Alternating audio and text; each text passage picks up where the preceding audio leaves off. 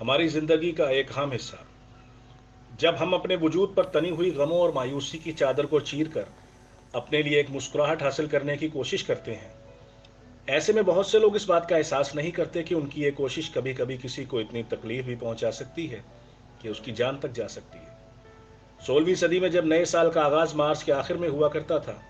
France کے بادشاہ نے کیلنڈر میں تبدیلی کرتے ہوئے نئے سال کے آغاز کو جنوری سے کرنے کا حکم دیا۔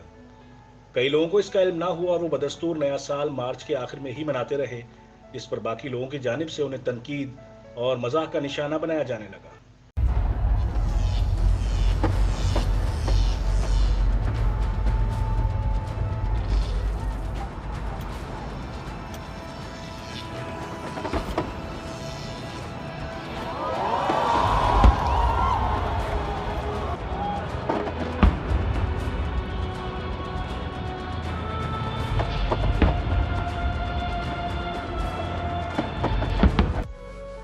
اپریل کے آغاز میں جب موسم بہار کی آمد ہوتی،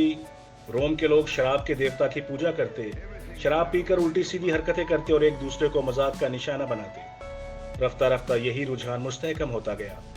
اور لوگ ایک دوسرے کو زبانی اور تحریری طور پر مذاق کا نشانہ بنانے لگے۔ پھر یوں ہوا کہ یہ غلیظ اور فرسودہ رسم روم سے ہوتی ہوئی بر اعظم ایشیا تک آ پہنچی اور پھر اس نے ایک ایک کر کے لاکھوں لوگوں کو اپنی غلیظ دلدل میں کھینچ لیا۔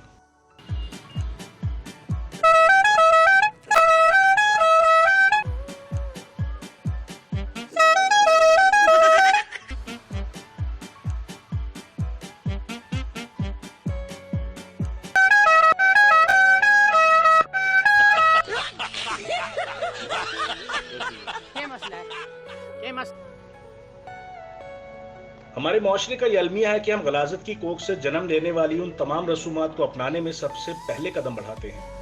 جو ہمارے دامن کو داغدار کر کے ہمیں معاشرے میں نہ صرف رسوا کر دیتی ہیں بلکہ اپریل فول جیسی اس غلیظ اور بیہودہ رسم کو بھی ہم آج اپنی زندگی کا حصہ بنا چکے ہیں۔ ہم یکم اپریل کو سوچے سمجھے بنا اپنے دوستوں اور کبھی کبھی اپنے آس پاس بسنے والے لوگوں کو کچھ اس انداز سے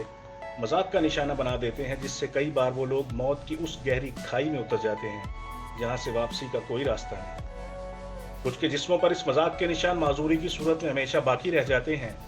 اور کچھ لوگوں کی روح ایسے مذاق سے اس انداز میں گھائل ہوتی ہے کہ موت کی آخری ہچکی تک اس کے نشان ہلکے نہیں پڑتے۔ آج کے دن ہمیں اس بات کا عہد کرنا ہوگا کہ اگر ہم مسلمان اور سچے پاکستانی ہیں تو ہم کسی کو بھی ایسے مذاق کا ہرگز نشانہ نہیں بنائیں گے جو اس کی زندگی کو مشکلات کے بھنور میں ڈبو دے۔ ہمارے اور کسی وحشی جانور کے درمیان صرف اسی سوچ کا ہی تو فرق ہے،